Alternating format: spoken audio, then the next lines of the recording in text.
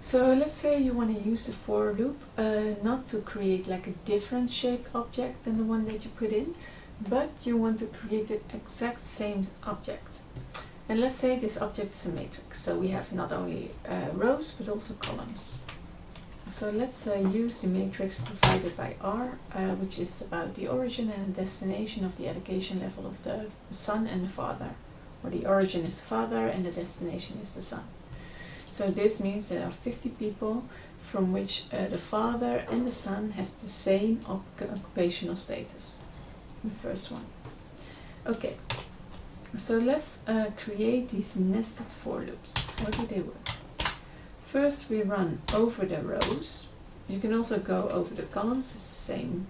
It will be the same output.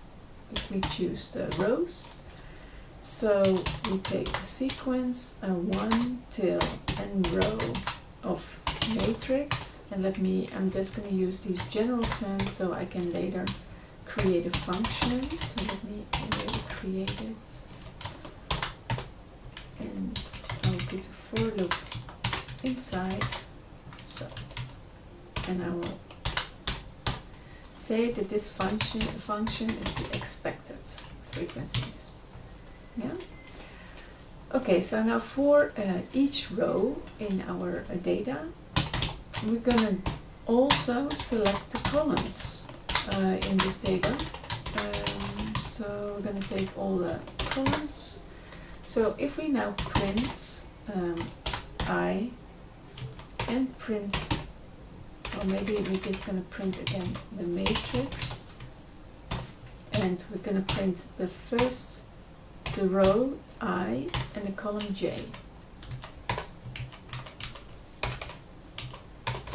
Now then we're going to call the function, and we're going to put in the matrix that we're interested in. So as you can see, it just runs through the matrix. First it takes the first row and it just prints all the frequencies for each column. Then it takes the second row. So if we check with the occupational status, which I think was here, yes, we see that it first prints this row, then it prints this row, and then it prints this row, etc.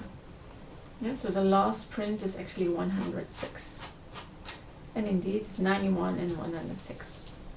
Okay, now we don't always we want to calculate the expected frequencies.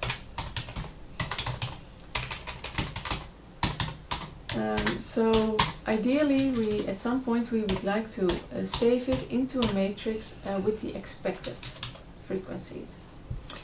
Now one way to do that is to first let's call it exp.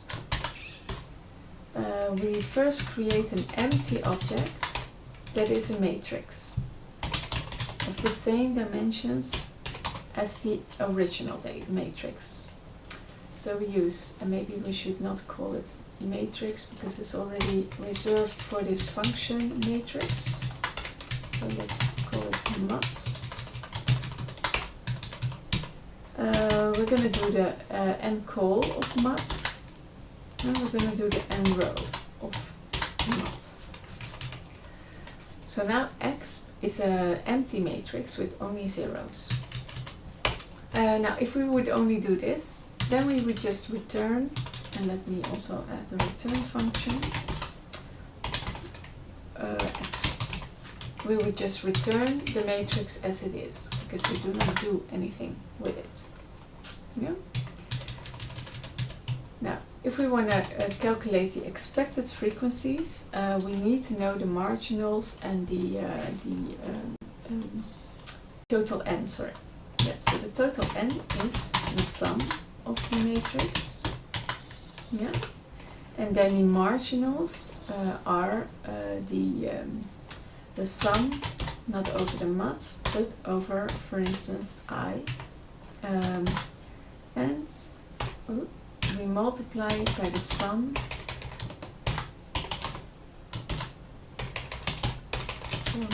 not of j, and then we save it Well, actually, let's we divide it by n. So what we did is that we first calculate the n, and then we calculate the expected frequencies, and we return them as we do.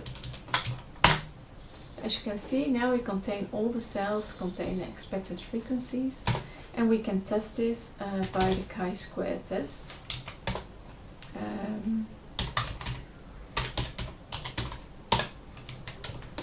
Which has expected,